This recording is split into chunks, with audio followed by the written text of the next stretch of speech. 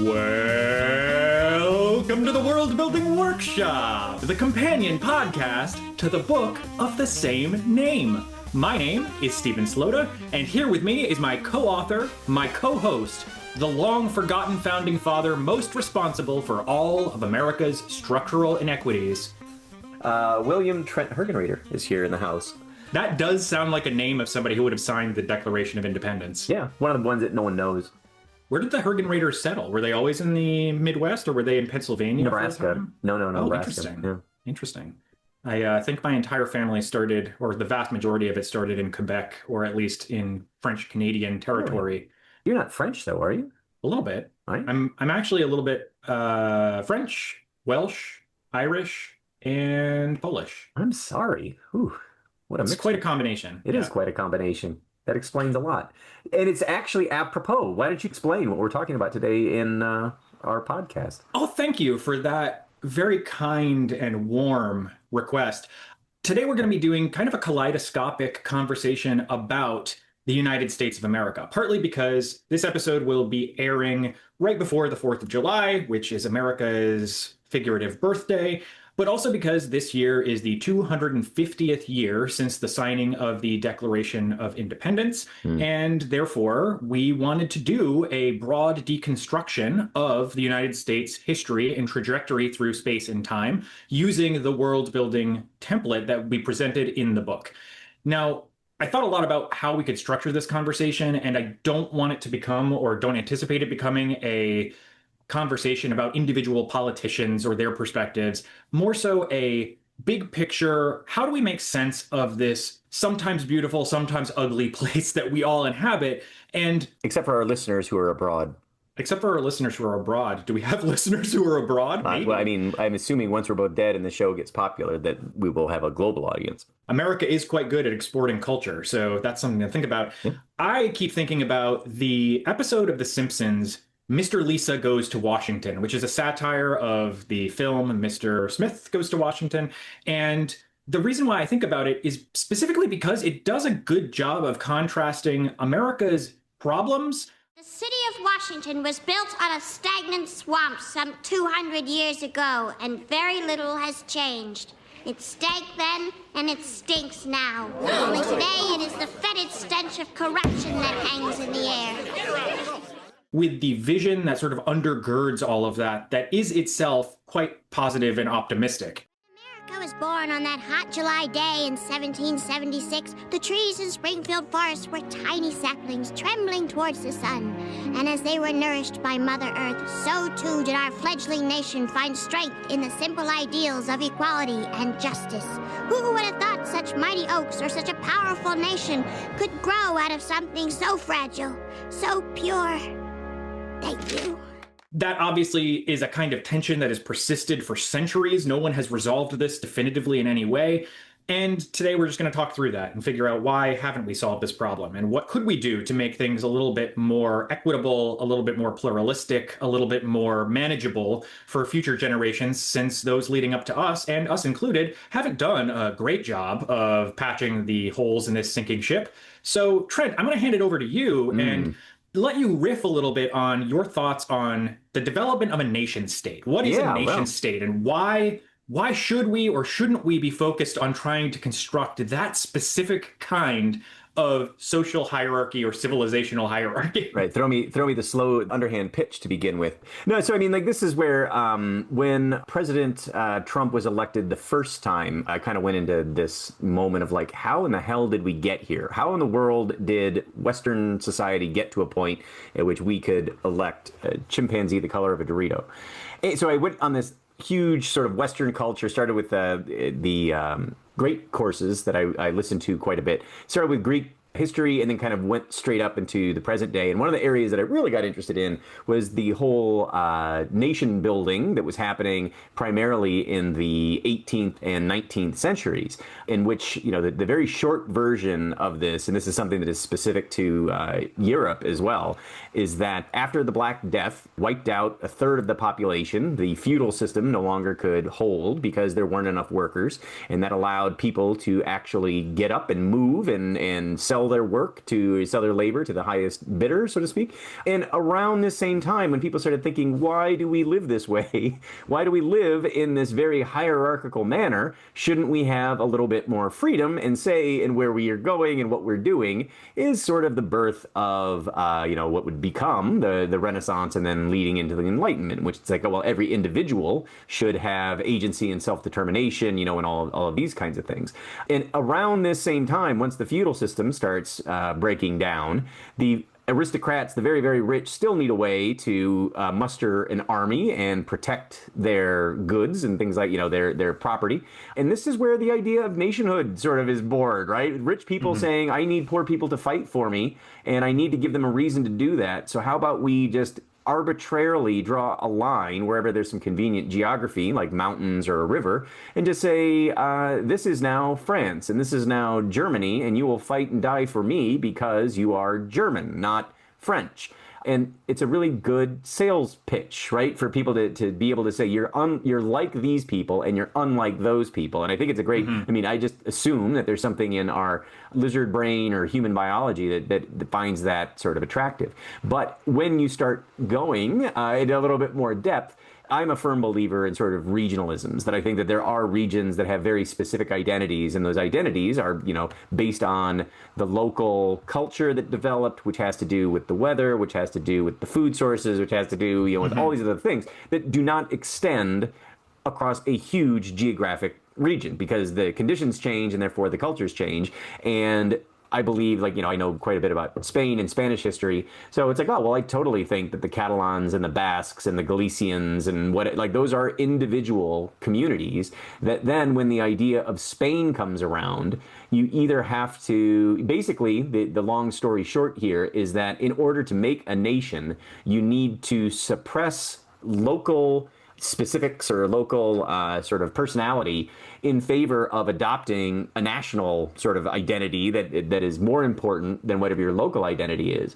And to me, it's just kind of a big fiction, right? Where it's like, oh, well, you could draw the lines in different places, and then you would have different cultures and different people. And I think specifically talking to people in Porto in Portugal is that they often say, well, we've got more in common with Galicia than we do with the rest of Portugal. And Portugal's not a large nation to begin with, right? Or the same, you could say the same thing for our states, where Eastern Washington is much more like Idaho than it is like Western Washington.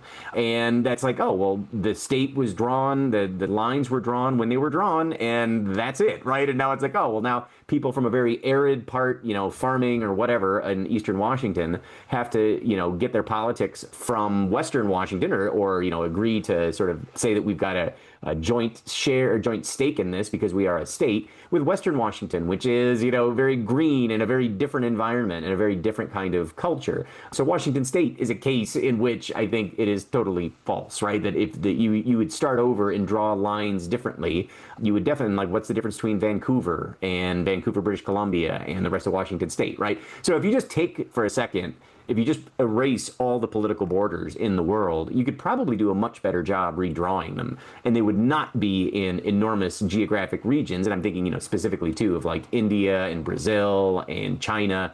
They're also doing the same thing where they, in order to make it feel like you've got a nation, it is pretty arbitrary where those lines are drawn. And then you got to have people, who are on the beach in Sao Paulo somehow thinking that they have more in common with people who live deep in the Amazon, right? It just, on the face of it, it just doesn't make very much sense, I would say. And I think the United States, I'm assuming we're going to talk about Colin Woodard's book that we use all the time as a reference point, American Nations, as that kind of case, and that the United States identity has actually been formed by waves of migration patterns and settlers rather than any, it's not intentional, it's just something that sort of happens, right? So yeah, just that, I guess I'll leave it there and throw it back to you. So I would say that, yeah, nations are a relatively, when we think about nations, they are a relatively recent phenomenon in the history of the world, and that doesn't necessarily mean that they are the best solution or a great solution. And one of the things too that I like to ponder in the middle of the night is now that nations no longer need to whip up an army to keep rich people's goods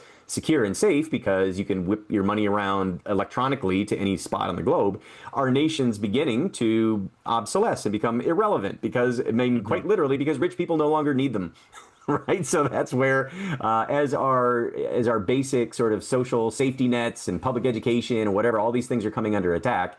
Again, it's specifically my opinion that the reason why all those things are happening is because rich people no longer need a country to save their or protect their wealth, because their wealth can move much more easily than it could have in the Middle Ages. So, yeah, that's a really interesting way to think about this. And as soon as you mentioned the arbitrary nature of borders, the first thing I thought of is the entire Oklahoma Panhandle, which only exists because of the Missouri Compromise prohibiting slavery. So it's not that there was something functionally different about the Panhandle of Oklahoma versus Texas versus the rest of Oklahoma. It was just a way to satisfy some kind of rule that was arbitrarily created by humans to then divide up that land in a way that they decided would be more equitable or fair, or neither of those things. Just one person gets to decide one kind of way of living, another person gets to decide another kind of living, and this is where we're going to demarcate that line between them, which, to your point about Colin Woodard's book, American Nations, is pretty much the argument he's making, that if you look at the colonization of the Americas, the cultural DNA of the places that those colonists came from is still visible now, hundreds of years later, because the values that were established in those localities have persisted even as those boundaries have been drawn and redrawn and redrawn. And the populations have changed, the immigration populations have changed, and that's one of the things in that book, because it's like people will adopt the local culture more than they change the local culture. So all of these, fears that the browning of America or whatever are actually pretty unfounded. Yeah, and imagine that, but yeah, you go figure. White supremacy is not actually based on anything intellectually valid or grounded in reality. The other thing I wanted to mention was the fact that we haven't even talked about indigenous populations, which had different ways of thinking about who controlled what, or if there was even such a thing as private property ownership. And that fundamental structural decision by a collective of people changes the way that a nation state would form in the first place. The nation of the Iroquois would be quite different than the way we think about the nation of England, which is quite different than the way we think about even larger land masses, like in the case of the European Union, a collection of different individual nation states, although I think there's some similarities between the EU and the US, but we can kind of set that aside for a moment. The reason why I bring all of that up is because all of this is, in some sense, subjective. There is no predetermined, preordained, destined reality in which there had to have been a United States of America. And we mention in the book repeatedly, looking at the Revolutionary era around 1776, although not exclusively 1776, you can see very clearly the social and cultural elements of the Northeast differing from the South, which also differed from the Mid-Atlantic and what would eventually become the Appalachian states. And I think you wrote this part of the book. The similarities between New England and New France were much stronger than between New England and the Deep South. And the Deep South was much more similar to New Spain or the Barbadian islands and the way that those were taken advantage of. And the porting over of cultural norms from those localities ended up determining the course of the conflict up to and through the Civil War. That and today, really, right? One might even say through today. Yeah. Sorry, go ahead. I was going to say too. So just this was another thing before we got on. Like a book that I love is *The Dawn of Everything* by David Graeber and David Wengrow. And one of the things too that I think is important to keep in mind is that indigenous peoples in the Americas kind of were living this way, right? So it's not like you can say the indigenous peoples were all one thing. All of these tribes had their own identities, and some of them got along and some of them didn't. And this is one of the points that they make in *The Dawn of Everything* is that the way that societies tend to define themselves is in opposition to another group, right? So this was one in the far west, Northern California, and what is today Oregon, I believe, is the example. It's been a while since I've read it. Where they're talking about one group of natives, and I can't remember the tribe names, took humans as slaves after conquering them in battle or whatever. They would take humans as slaves or indentured servants, and the other group didn't. It's again, this is where we don't want to romanticize, we don't want to have the noble savage, but you do want to say, hey, look, there is a group of people who were living without political borders, right? They didn't have to draw maps, but it's more or less like, this is our space and this is what we do, and that's your space and that's what you do, right? And there are some differences between those. But yeah, the idea that you would come in and have to draw a line on a piece of paper with a representation of what you're seeing around you in the geography and being like, okay, well, now we've got it codified that our laws will be, it's like you can actually have successful societies that don't need that and don't need to be like convincing people that they are part or not part of a tribe. That's another interesting point that gets brought up now quite a lot in political discourse, this idea of open borders versus closed borders and how that maps onto partisan politics. And I should specify too, this is a thing I used to tell my students all the time when we would do this kind of deconstruction in class. Not everything is partisan, but everything is political. There is nothing in society that you can discuss that is not in some way colored by or influenced by politics. That's because all those governmental structures that we talk about in the book, including the specific political system, as well as the judicial system, as well as how we police societies, all of those things are intermingled with social issues, cultural issues, and very strongly correlated with economic issues. As you were saying, the entire reason why policing exists is largely to protect the property of rich people. And that began in the United States, or it evolved in the United States as slave patrols. Their entire purpose was to go hunt down people who were either liberated from slavery or escaped it.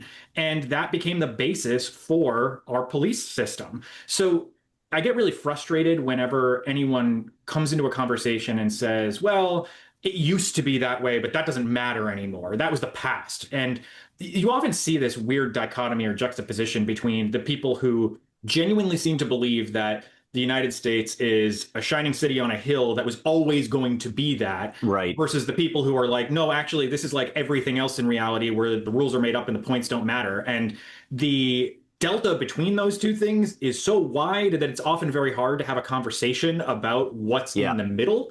And I think one of them is objectively more correct than the other, to the extent that anything is objectively correct. But the reality is the fact that those viewpoints exist affects the way that the system self-polices, operates, how institutions are built. And I think a lot about the institutional tensions we experience now. And people hate how gridlocked the United States Congress is. But that's not something that's unique to this moment. It's a byproduct of a system that was set up 250 years ago based on some rough estimates about what the people of that time thought the future might be like. But kind of going a little bit more broadly than just the governmental structures of the justice system, that was an agrarian society, had very different priorities. The way that people conceptualized their own identities was quite different. And just as a point of information, we talk about this in the book as well. There was no such thing as psychology at that point. There was philosophy, but it was not understood in quite the same way. No such thing as electricity is the one that I always like too. It's like, it's like they were, anyway. But yeah, so it's like all of these things that we take for granted in terms of like, oh, well, they've always been there. Like, it does not take very much mental effort to be like, oh, no, they haven't. Everything that exists today, it came from somewhere. So where was it yesterday? Where was it the day before? Where was it the day before? And at some point you get to the day where there was no internet for most people, or you get to the day where we didn't have cell phones. And it's like, okay, so the founding fathers didn't have electricity. So how are they supposed to create a system that is going to account for, I don't know, the internet or killer satellites or whatever, right? I mean, this is pure science fiction. Anyway, that was just my little rant as you were. Well, the reason why I bring it up is there are two themes that have sort of persisted both through this conversation as well as some of the ones we've had recently. And I'm thinking again about our favorite academic Yoda, Mike Young, and the notion of intentionality, and that the intentions of the people writing the Declaration of Independence or putting together the Constitution, even at the time, were highly contentious. There was no agreement on all of this. And the reason why we ended up with the Constitution that we did in the United States was not because it was the best idea. It was the only idea we could get through this group of people who had declared themselves sort of the representatives of this new vision for a country that would eventually become more egalitarian and more pluralistic, but not without lots of conflict before reaching that point. So they had the wisdom. I mean, I'm not unique in saying this. It's not like it's some special information that I have, but the founding fathers were smart for their time. They did some things that they thought would eventually create a country that would represent those values, but they themselves were often hypocrites who didn't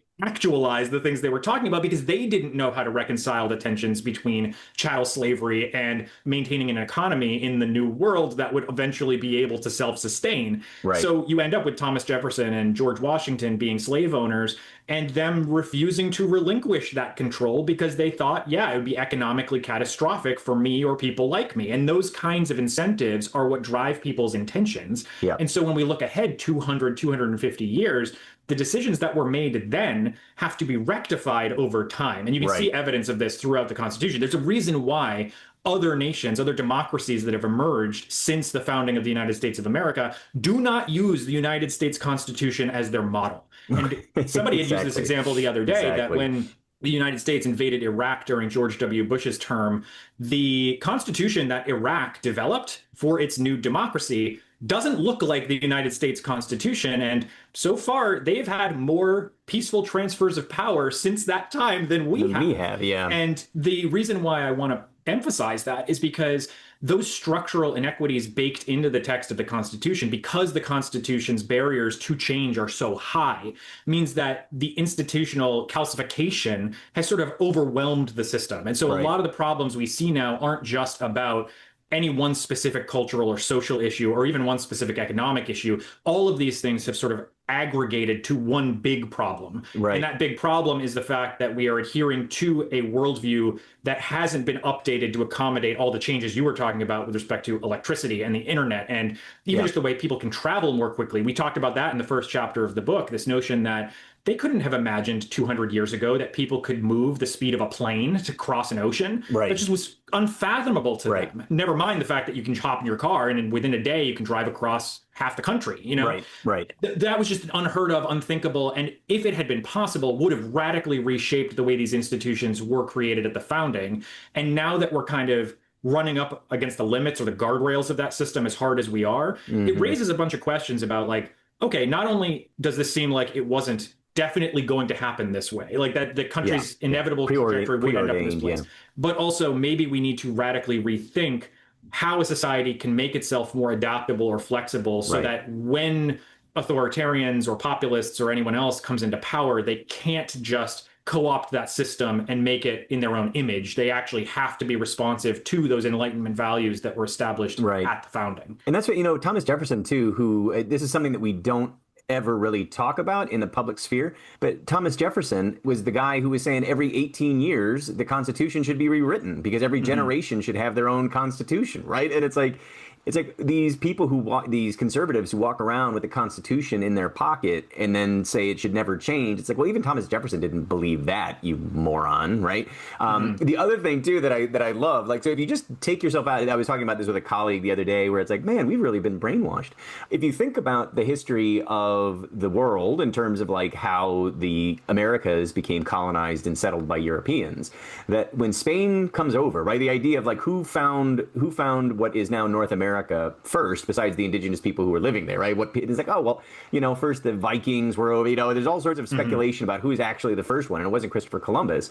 But when Spain comes over, right, they're like, okay, we're going to head, they knew that the eastern seaboard of North America was there, and it's like, ooh, it's cold up here. And it's, you know, like the earth doesn't grow as many crops and there's no gold and silver. So we're going to leave that, right? Like we've got enough to deal with the Caribbean and what would become Mexico and Latin America, right? What would become those things. It's like pretty good civilizations down here, right? Pretty rich, you know, a lot of great material. So when England, who is late to the colonial game, it's not that they came to the United States or came to what would become the United States because it was the best or the right thing. It was the leftovers, man. Like that was the only place. So this is why we get the stories of the first pilgrims, you know, coming over and they're starving and they're freezing to death because it's not a climate that is great for a newbie to come and figure out how to live, right?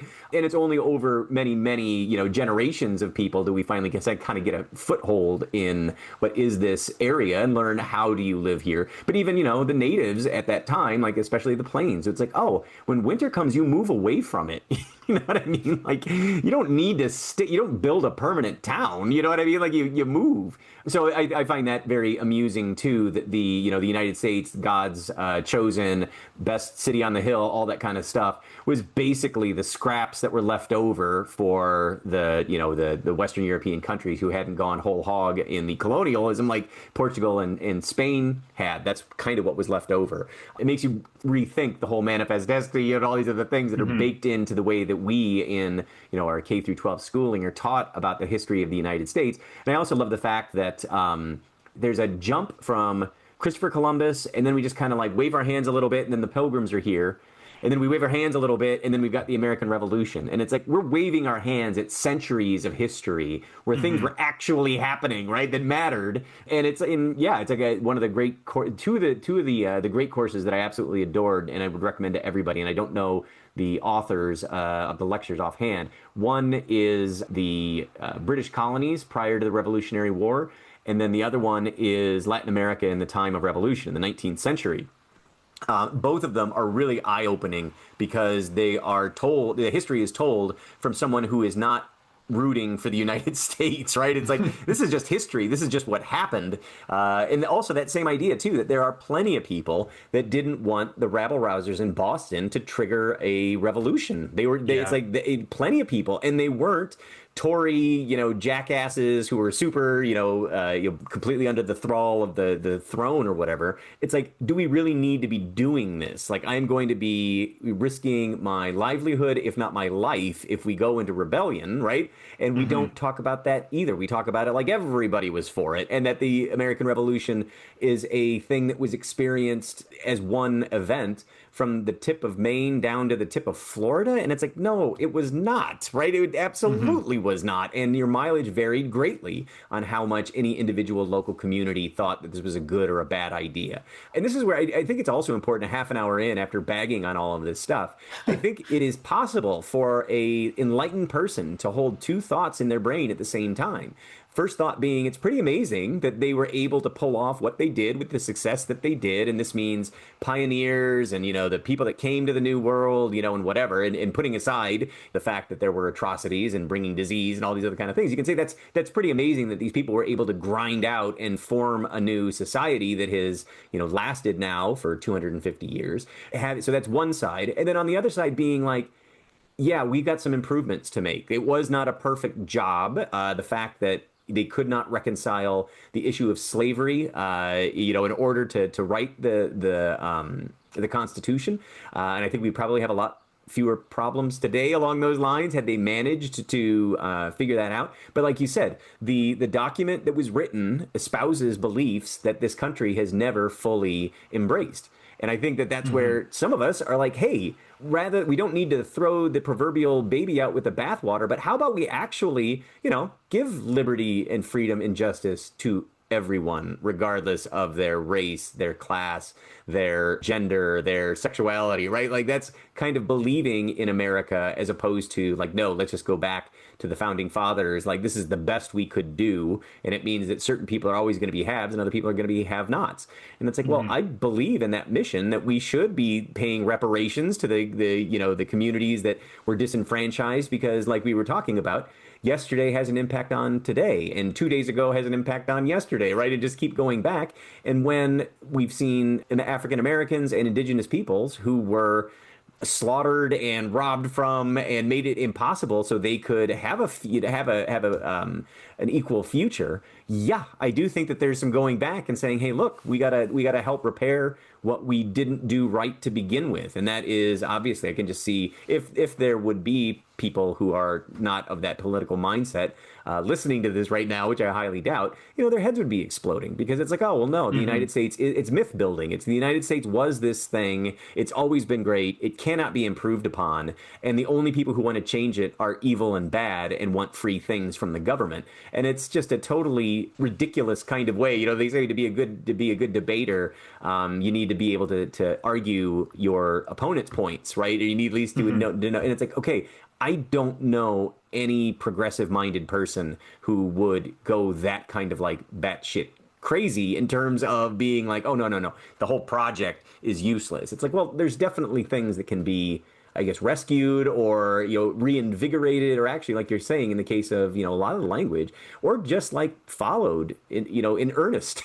You know what I mean? Like, we're going to have an equal society. And it's like, oh, as opposed to a society, this is where I think we'd talked to before we got on the Howard Zinn book, People's History of the United States.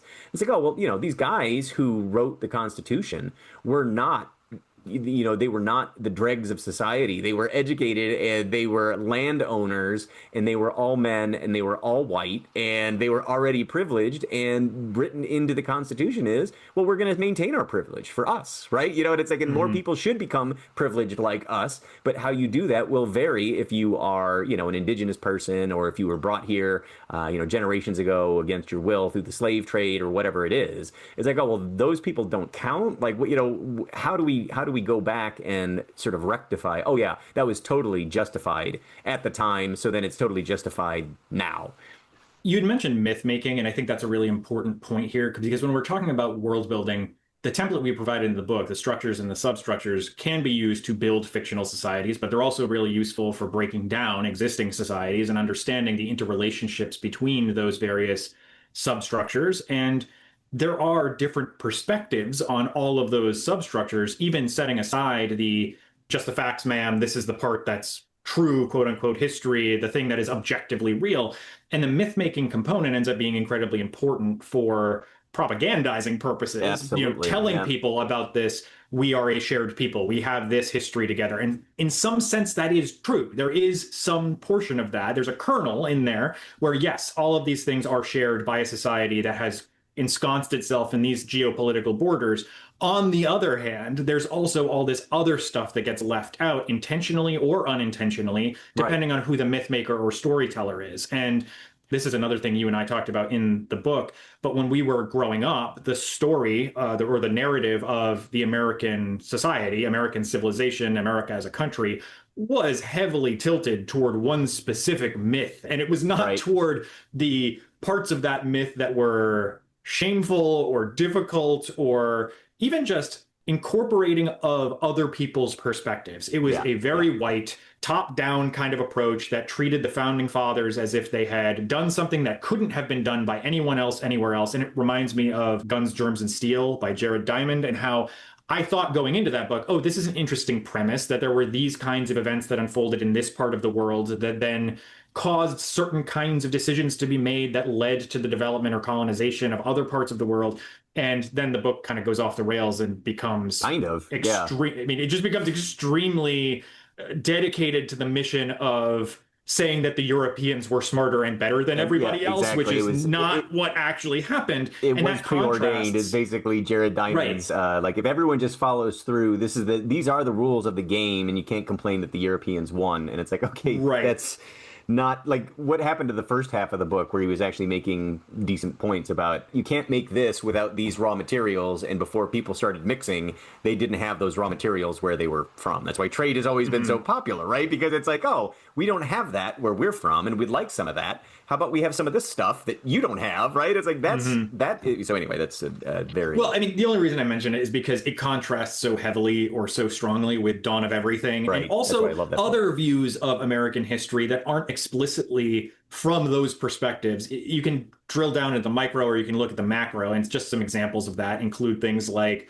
Custer Died for Your Sins by Vine Deloria Jr., or Black Reconstruction in America and the Souls of Black Folks by W.E.B. Du Bois, or even more recent books that I think tell that story in a new or different way, like Nicole Hannah Jones's 1619 Project, or Ta-Nehisi Coates's We Were 8 Years in Power and The Message, which talk about different aspects of how and why myth-making affects a culture or a population. And what makes this really difficult, I found when I would do this kind of deconstruction with my students, is that there's a lot of information you have to sift through in order to figure out what are the perspectives and narratives that different kinds of people from different places and times are using to communicate about their understanding of the world around them. And there isn't one quote unquote correct way to do this. It's just different people's stories being woven together into something that forms a tapestry that we call history. But history is an active practice. It's not just a thing that sits as a concrete block in the past.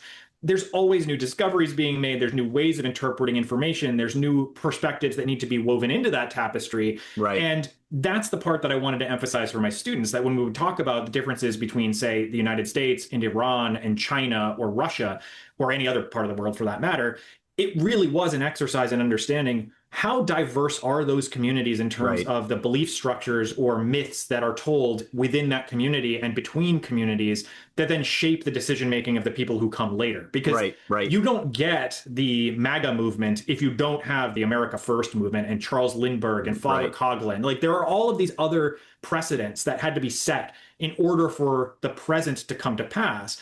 And that's also true on the other side, where, yes, the founders were hypocrites who did a bunch of things that they knew were wrong, but they did give enough leeway in that infrastructure for the Civil War to eventually happen Right. that led Right. to Reconstruction and the first real democracy in the Deep South that then got overturned when Reconstruction fell apart and Jim Crow was instantiated, which then necessitated both the women's rights movement in the early 20th century as well as the civil rights movement of the mid 20th century. Right. And that's all part of the same story. And that's one of those things that Barack Obama is particularly, I think, adept at talking about, is wanting to be hopeful about what America can be or Can should be be, still, yeah. while also acknowledging the fact that these are real things that happened and you can't just omit them from the Right. tapestry because it's convenient to your worldview that Right. only certain people should have rights or only certain people are quote unquote real Americans. And Yep.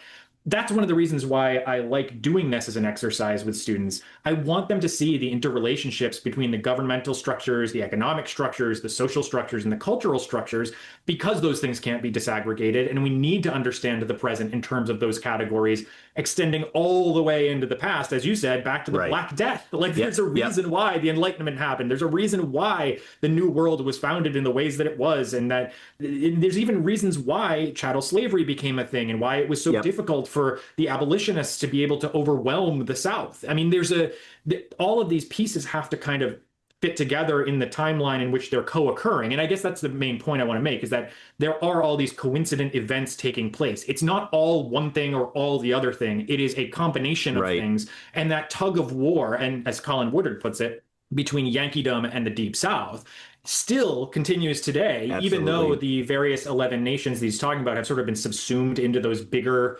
cultural narratives of Yankeedom and the Deep Yeah. South. Yeah. They're all an important part of how that plays out. What we're watching right now in the United States and in this year, that's all the same stuff that existed 100 years ago, 200 years ago, 300 years ago, reborn and revitalized through myth making that comes from people world building, quote unquote, in a way that is conducive to the vision of the United States they want to see. Yeah, exactly. That goes back to your broader point from every episode, basically, that world building is a tool. Like you Yeah. can use it for good, you can use it for ill. And Yeah. just as much as a progressive leftist can use it to talk about a utopian democratic socialist society, you can have white supremacists using world building to construct their perfect idyllic, I would say, dystopia, but for them it would be a utopia. And Right, right. that's the constant tension we're battling against. And it's the reason why I think it's so important for people to be able to have nuanced, honest conversations about this. Because if you're in one of the camps that says it is or must be one thing, you aren't going to be able to change the world in any particular direction. You're only just going to spin your wheels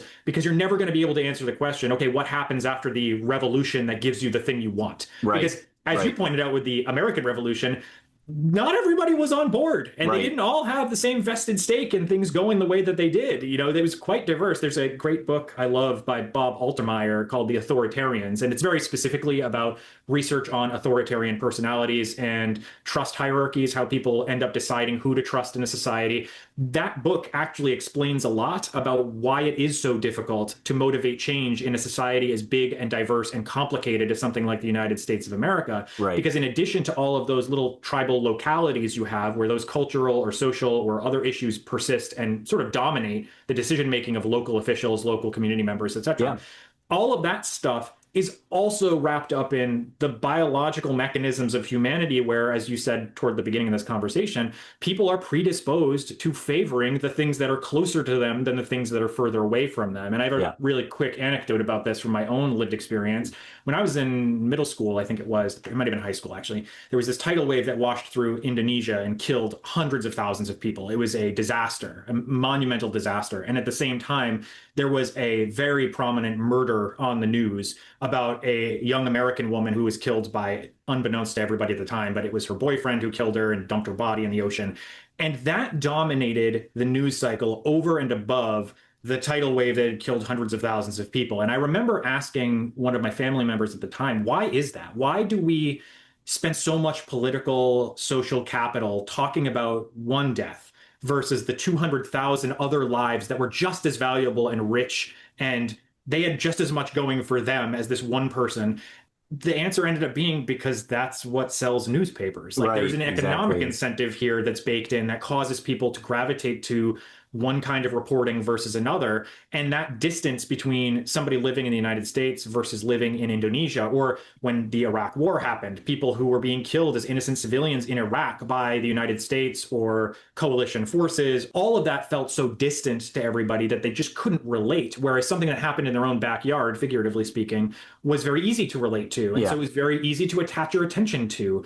And I've never been able to reconcile those two things in a way that feels good to me. Like I always have struggled with, I want to empathize with people who live very differently than I do because we do share common humanity. Right. It's just that all of that local structuring of government, economic, social, and cultural issues over determines the way we think about how the world actually works, even Right. though all of it from a quote unquote objective perspective is more or less the same. It's just Yeah. different forces acting in a society based on the flow of a given locality. Right. Did you take a breath during all No, of that? I've got like a whole no, I page didn't. of notes that I was going to say, but this is where too, like the one of my things that drives me crazy is that everyone who's saying that Islam is a violent religion by its very core, right? And it's like the problem here, people, is fundamentalism. If you get rid of the fundamentalism, then a lot of these problems kind of take care of themselves. But when it's like, no, there is no negotiation, there is no, we are the right way and we're going to kill everybody who doesn't agree with us. It doesn't matter what the thing is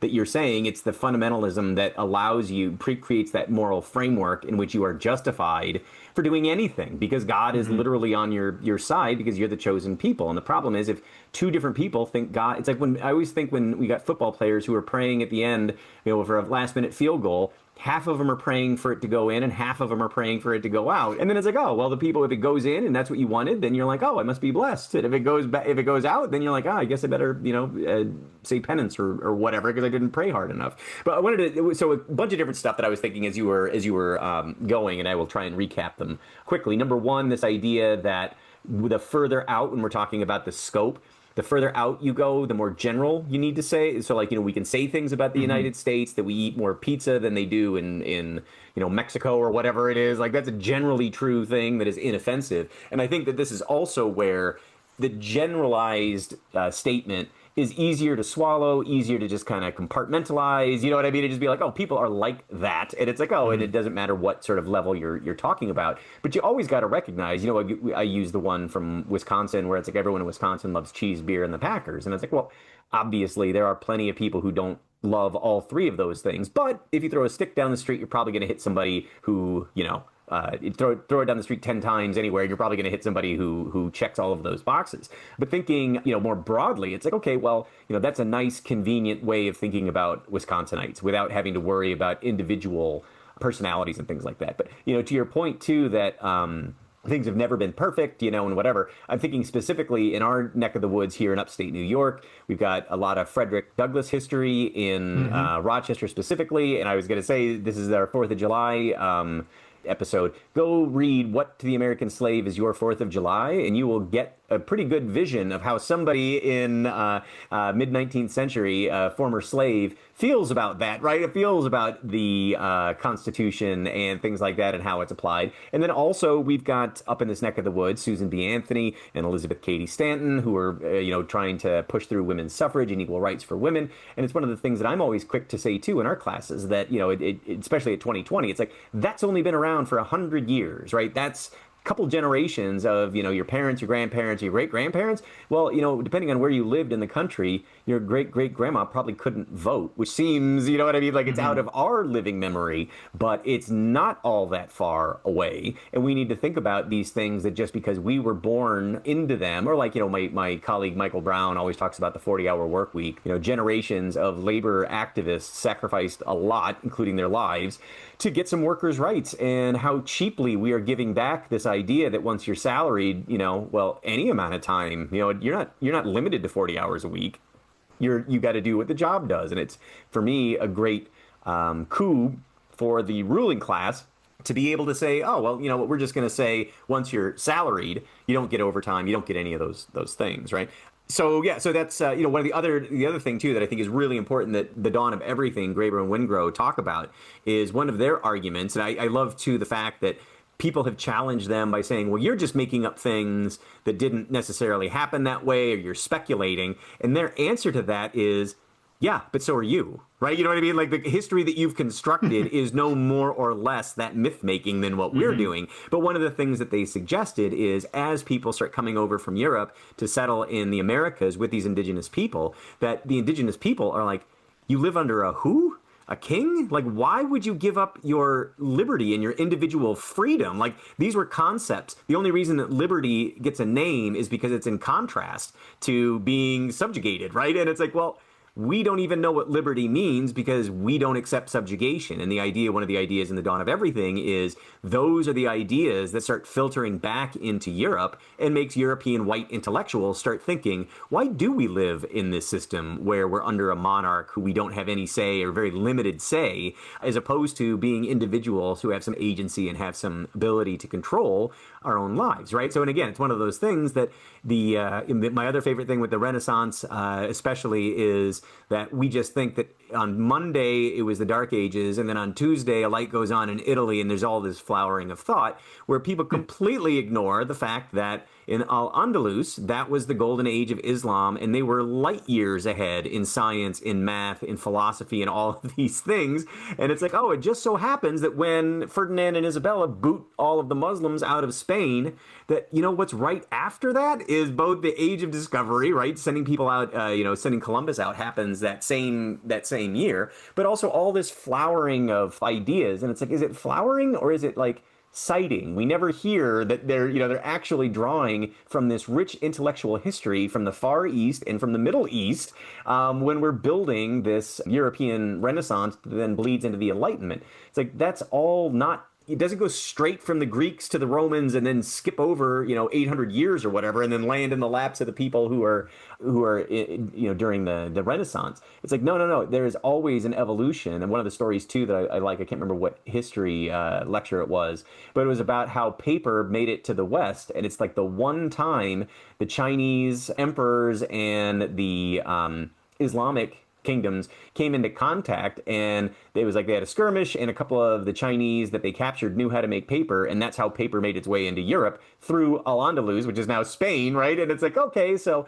they didn't invent paper, and that's a pretty big, or mass production of paper. That's a pretty big invention that everything, like you start thinking about where did all of this stuff come from? Gunpowder, right? Like, it's like we didn't, Western Europeans didn't invent that. They, employed it in very different ways or maybe in strategic ways. But just that idea, and I mean, I think especially in the United States, we're sort of brainwashed against this to not think about those histories and just take it on face value that nothing really important happened until it meant something for the United States. It's like, that's not, or the fact that the United States didn't become a real world power until post World War II, right? The fact that, the idea that the United States would be an interventionist politically was not popular until post World War II and the Cold War, right? It was the questions of, do we even get involved in this European conflict, right? And there were plenty of people who said, no, we should not. So again, those things where it's like, and if you talk to anybody from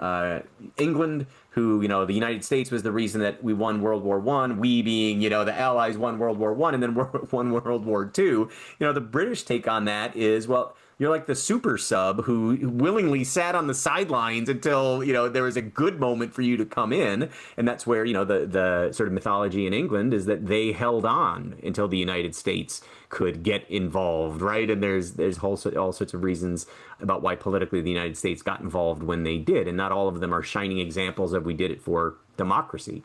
Which goes back to the intentionality. Yeah. Well, I mean, it goes back to the intentionality question, right? Like, what were the intentions of the decision makers at a given time? And there's this part of the book where we use the Russian Tsar, I think, as an example versus a peasant woman living in Russia. And the difference in kind in what the expectations were for those different people and the kinds of intentions they would have to form in order to fulfill those expectations. That's true up and down all of society for every person. And the myth of the self-made person is a myth. Like, that's not really the way that this worked. And it's funny because I saw this pointed out somewhere else the other day. I don't know if it was on social media or in something I was watching, but somebody pointed out the idea that Ben Franklin popularized the autobiography because prior to Ben Franklin, everyone thought it was kind of uncouth to write your own history and establish why you were so awesome. And then that caught on. And now in, fast forward a couple hundred years, we have influencer culture and we have people who are self-aggrandizing in all kinds of ways. And part of the reason for that is the economic incentive where you can generate money that way, but also because you get clout, social clout, cultural clout. And all of that is also threaded through this history we're talking about, not necessarily the specifics of writing an autobiography or being an influencer, but this idea that people's intentions were complicated and their belief structures were also complicated. The things that they cared about were complicated and often self-contradictory. And I say that as somebody for whom that is also true. We believe as people all kinds of things that from one perspective would seem rational and from another would seem completely irrational. And so we're always trying to navigate what is quote unquote real versus what is our subjective opinion about something. And it's one of the reasons why I think it is helpful to start going through different kinds of perspectives and pointing at people that you can kind of say, okay, this is kind of an avatar for this way of thinking about the world as just a narrative to anchor onto to say, I kind of get what they were going for, even if I disagreed with them, but I at least can attach myself to that in a way that comports with the rest of the way I'm putting together the jigsaw puzzle.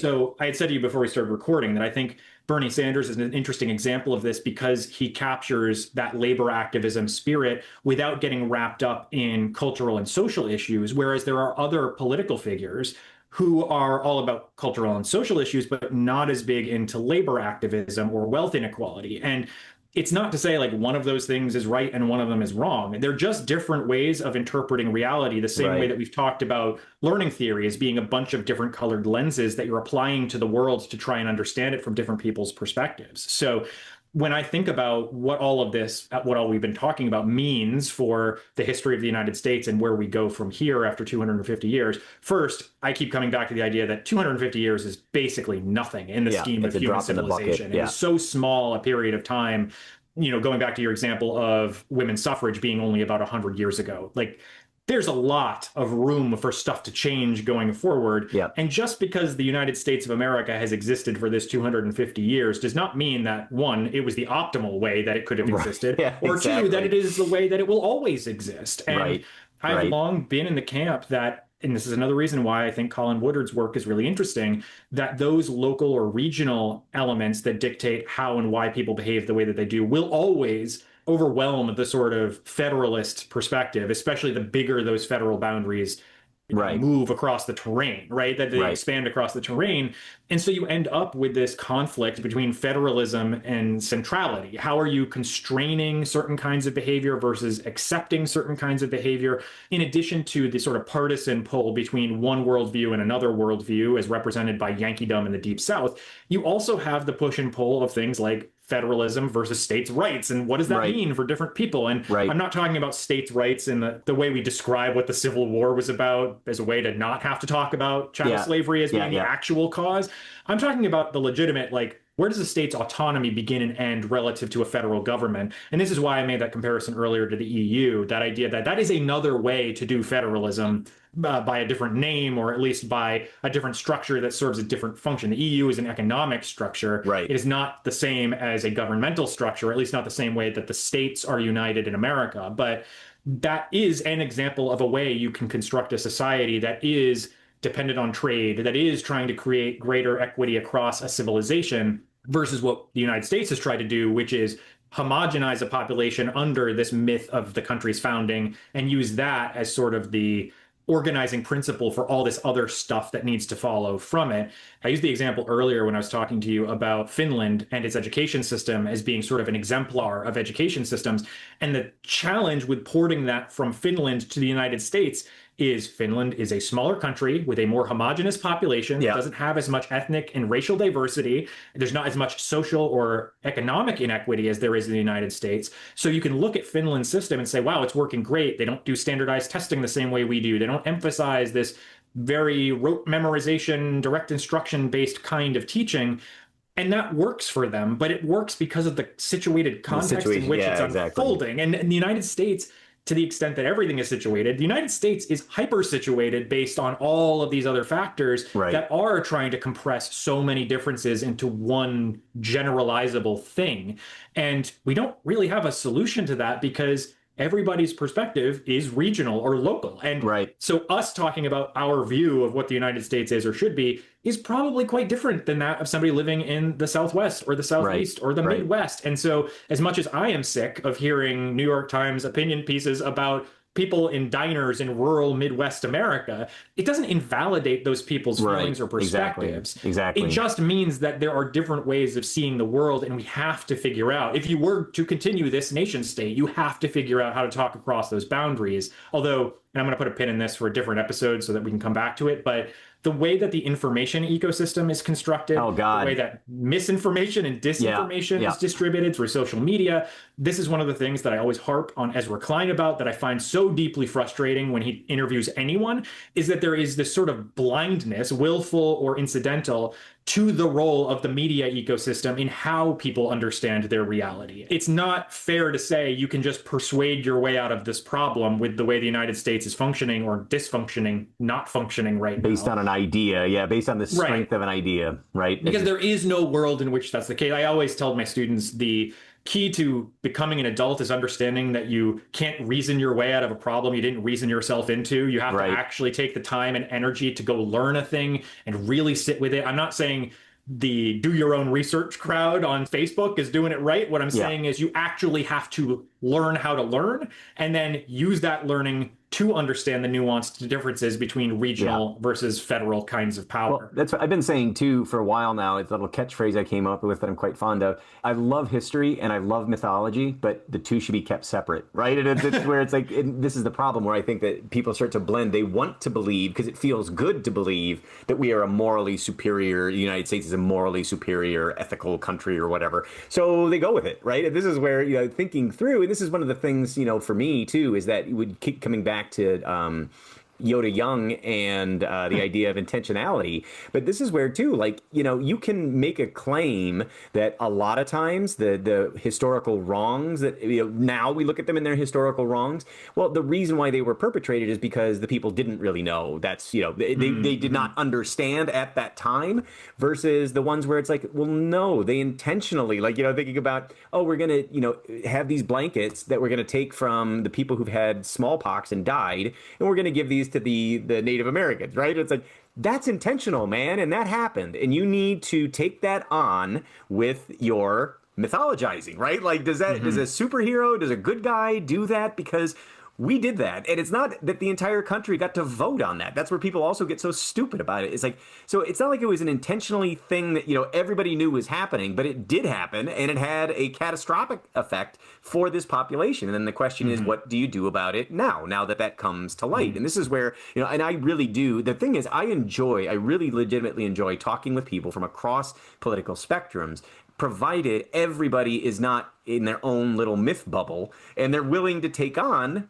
some of these things that are less sort of attractive. And this is where too, I always say it's a great, one of the exercises that I always like is, you have a class of 20 or 32 people, you get one card per person, and they're basically the demographics of the world, right? And everyone gets dealt face down, and it's like, okay, well, how egalitarian do you want to make this, right? Like, if you flip up your card and you're a white guy in the United States, that's pretty great. Whereas if you're, a brown kid in, Calcutta or whatever, in the poorest slums in Calcutta, the opportunities that you have in your life are much less because you've got disease, you're facing all these other things. So before we flip the cards over, do we want to make a system where we're going to minimize, the people who get the really bad, the bad draw or whatever, because they don't have much control based on their life circumstances? That's the way I always look at the world, is like, I would like, I can empathize and see, I would not have liked to have been born in a situation where I had tons and tons of unnecessary obstacles or social obstacles put in my way.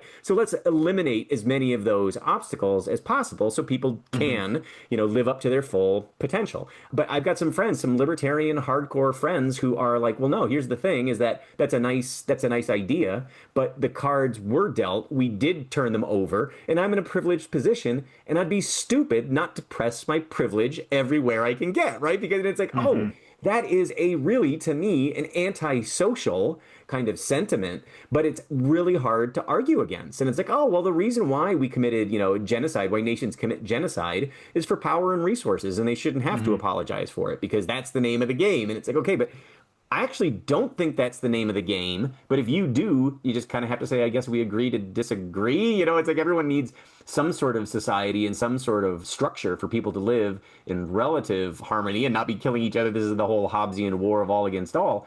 But the level at which humans should be able to spread wealth, and there are people who are inherently smarter and dumber. What do smart people owe dumb people, or what people with disabilities or whatever it is? And it's like, well, I don't owe them anything because that's not me.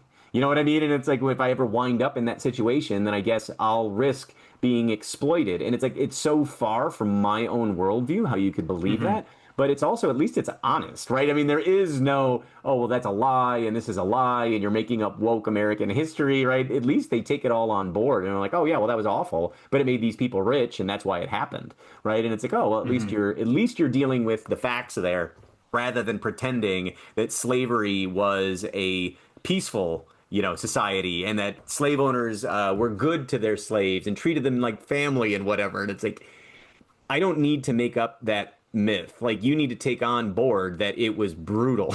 Right? Like, if you can take over the mentality that you're arguing from, it was brutal and it was unjust and owning another human is immoral to the core. If you want to take that on as you argue the lost cause kind of thing, then I guess you can, but I don't know who's going to be on your side for that, right? But at least that is honest, and that's where we've just gotten into this place with the media ecosystem being what it is, that everyone just gets to make their own truth, everybody gets to make their own myth, and then there's no shortage of misinformation that allows you to construct whatever is most convenient for you in your life to believe this is the way it is, and there's no point in resisting it. That's just the way that the world is. And that's the gun, germs, and steel conclusion, right? Is it's like, oh, well, everybody's always about dominating each other, and the Europeans just managed to leverage their hand a little bit better. And it is just such an idiotic, it's like, it's one of those things in that book, I can't believe that the second half follows from the first half. When I was listening to the audiobook, and I'm like, I don't understand why so many people have a beef with this book. It sounds pretty, and then like as soon as you hit the halfway point, I'm like, whoa, like that is not the conclusion that I am drawing from this, because yes, there are, and this is where too, I don't like the romanticizing and noble savagery and stuff like that. Like, I'm not saying that the Aztecs were great for engaging in widespread human sacrifice, right? Like, I don't think that is necessarily a great thing, but there's also like, okay, well, that's the way that their society was put together, and some people were against it and some people were fine with it, right? It's like it's that belief system. But you just can't say, well, they didn't do it, because they did, right? I mean, that's part of the historical record. And I think that that's where, for me, the challenge is, can you get into the head of somebody who is living in, say, an Aztec city, and it's just like, oh, well, of course you've got to sacrifice people, because there's also the belief system that if like being sacrificed is the best outcome then you can get, right? You get a free pass into the other world, right? So it's like, it's not that big of a deal. And it's like, okay, well, if we're thinking about individual liberty and like living up to your potential, then something like human sacrifice is anathema to all of that.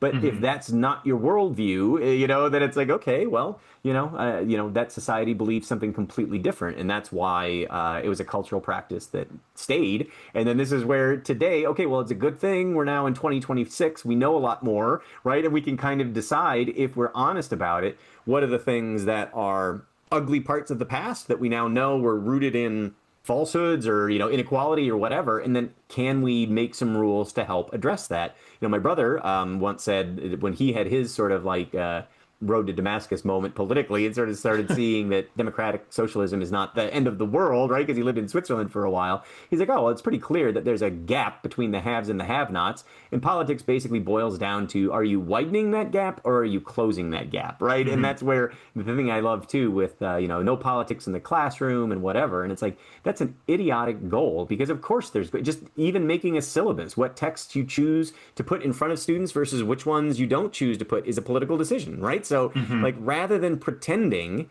that we're going to be objective. And, it's like, well, let's just dig into, well, this is my subjective opinion, and let's weigh it against your subjective opinion with things like facts that we can both agree upon. And guess what? We are going to have to agree to disagree on a whole bunch of stuff. But this is coming all the way back around. Like, that was the whole point of having a democratic nation, is that you can agree to disagree, and you are going to let the debate of ideas, the marketplace of ideas, the best ideas will get voted for or whatever. And it's never truly been that. But I feel like right now it's just like a lie parade, right? It's got nothing to do. It's completely untethered from, climate change or, population demographics and what crime means in an inner city. Like, you think about how New York City is when we start looking at laws that happen in my state, New York. Well, there's a huge difference between what happens in Oneonta, a tiny little town in upstate New York, versus what happens in the Bronx.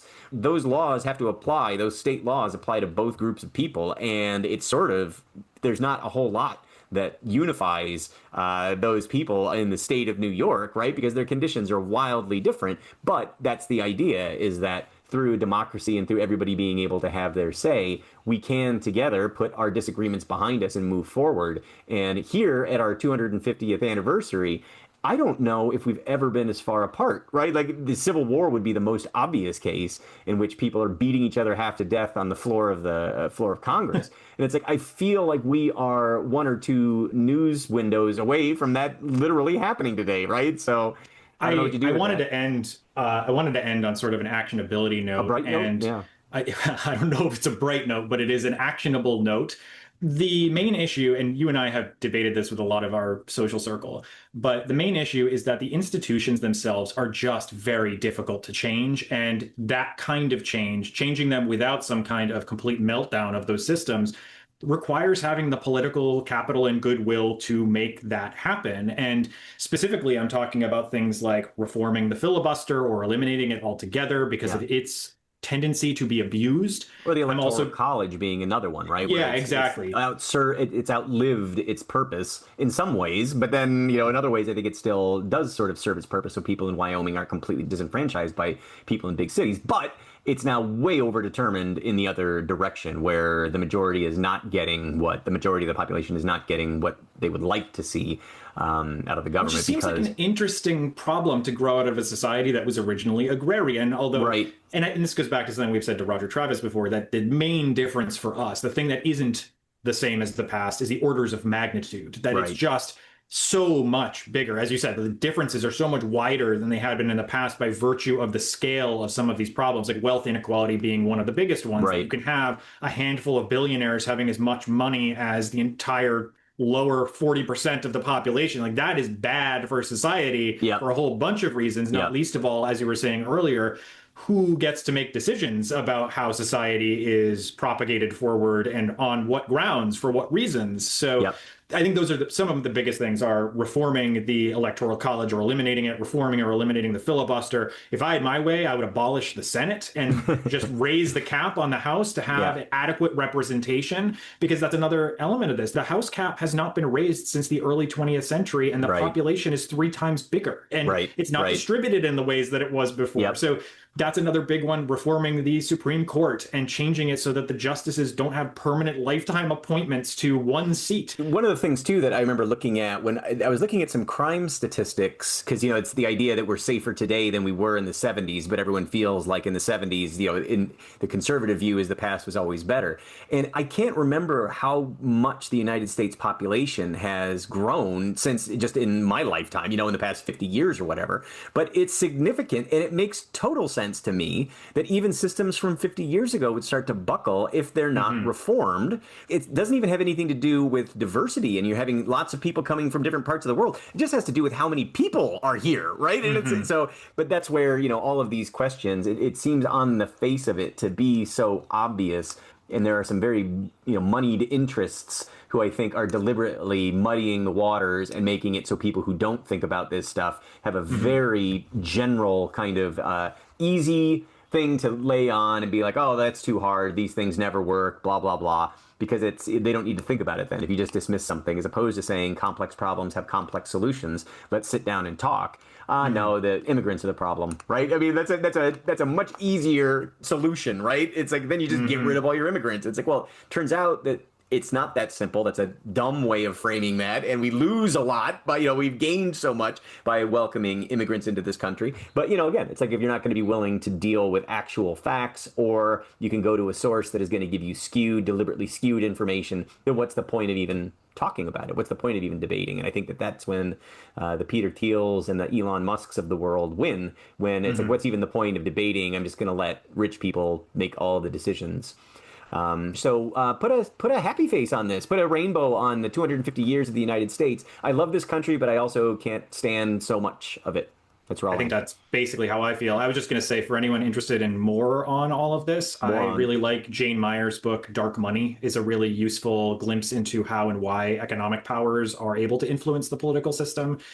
And we'll do a part 2 on this. That's not explicitly about America's 250th birthday, but gets into the nitty-gritty about the media ecosystem and how and why information is distributed across all of the substructures associated with the World Building Workshop. So my smiley face on the end of it is just happy birthday, America, but also we got a lot of work left to do. Happy birthday, America. And that's where I got to say, too, like on this particular day, June 25th, after we saw some more social Democrats winning, or Democratic Socialists winning in New York State, it's like I hate to have any kind of hope in my life, but it's like, wait a minute, maybe disaster is avoidable, and I've got a theory on this that I will wait until we get into the media ecosystem, because I think it works off. The short version is, I think people are more than willing to believe in sort of conspiracy theories. And if we can get conspiracy theorists to see that it is the ultra rich who are the problem, then I don't care maybe if people don't deal with factual information, as long as they are blaming the people who, in my opinion, are the ones who are hoarding all the wealth and creating all the problems. But we'll come back to that. Happy birthday, America. We've only seen some of this 250 years. Do you think it's going to last another 250, Steve? No.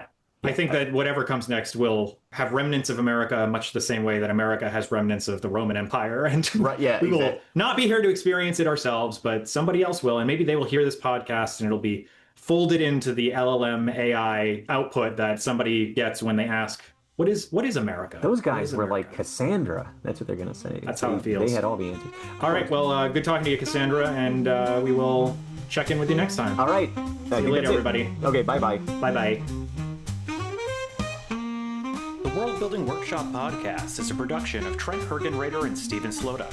Our theme song, Stompin' at Midnight, is a copyright-free Creative Commons production created by composer Kevin MacLeod. The show is mixed and edited by Steven Slota. The companion text, The World Building Workshop, Teaching Critical Thinking and Empathy Through World Modeling, Simulation, and Play, is published by the MIT Press, copyright 2025. Print copies can be purchased through the MIT Press website. The audiobook version, narrated by Steven Slota, is available at www.theworldbuildingworkshop.com.